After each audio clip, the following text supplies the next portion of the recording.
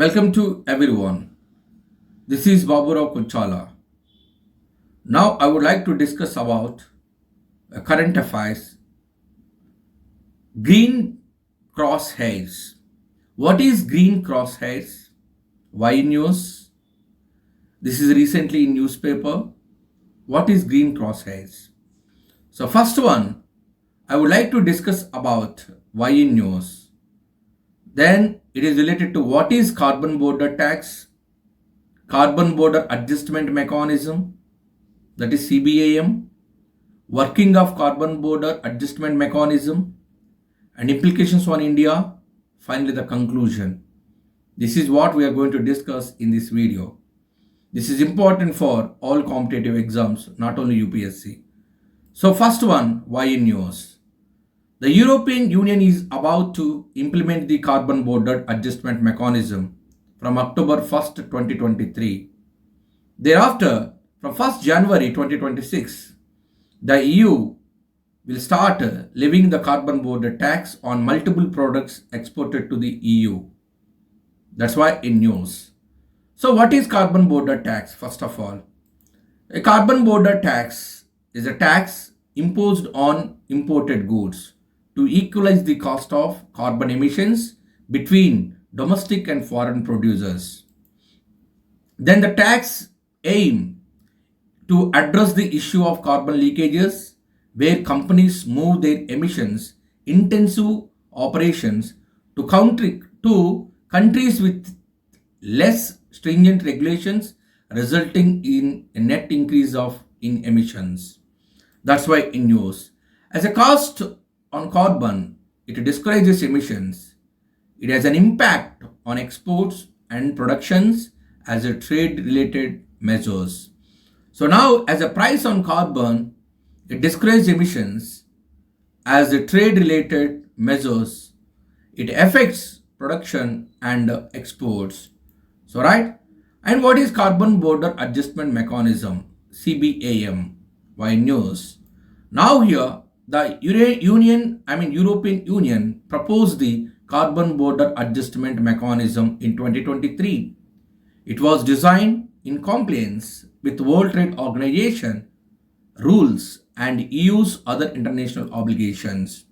The main objective of CBAM will equalize the price of carbon between domestic products and imports, that ensuring that the EU's climate objectives are not undermined by production relocating to countries with less ambitious policies. Through CBAM, the EU claims to promote fair competition, leveling the playing field between European Union and non-European Union business. That is one aim. Then what was the working of carbon border adjustment mechanism? That's also important. So the working of carbon border adjustment mechanism, European Union importers need to buy carbon certificate based on the carbon price that would have been paid had to the goods been produced under the EU's carbon pricing rules. Right? Then the price of the certificate would be calculated based on the auction prices in the European Union carbon credit markets. So the amount of certificate required would be yearly defined by the quantity of goods and the embedded emissions in those goods imported into the European Union. Initially, the CABM would apply to imports of cement, iron, steel, aluminium, fertilizer, and electricity. This is the first one. So the working of the European Union, working of the CBAM, the first one here is supplied non-EU, right? Non-EU, European Union, non-European Union countries, they must get the certificate from the CBAM. So right. So next one here, what are the implications on India? That's important. The implications here, in 2022, India's 27% of the total export in iron, steel, and aluminium products went to the European Union.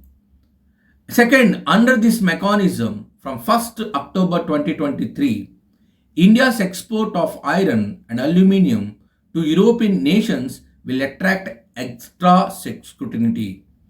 That's very, very important.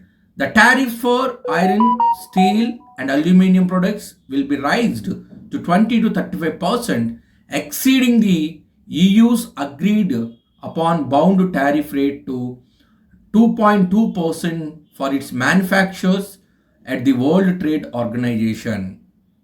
Right? This will increase the cost, resulting in the loss of billions of dollars of exports.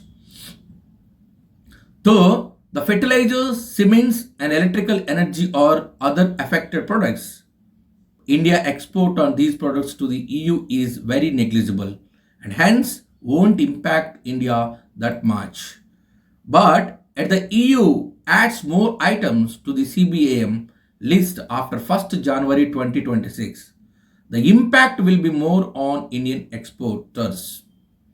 The way forward, the conclusion here, having positioned itself as the voice of the global south, India must play that part to the hit while at helm of the G20 this year and galvanizes other nations to take in on the EU's carbon tax framework.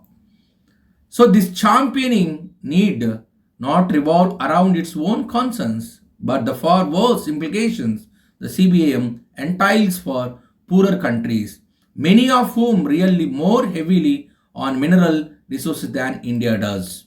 Finally, the conclusion of this topic. At COP27, India's Environment Minister said just a transition to cleaner sources of energy did not mean that all countries should strive for the same level of decarbonization.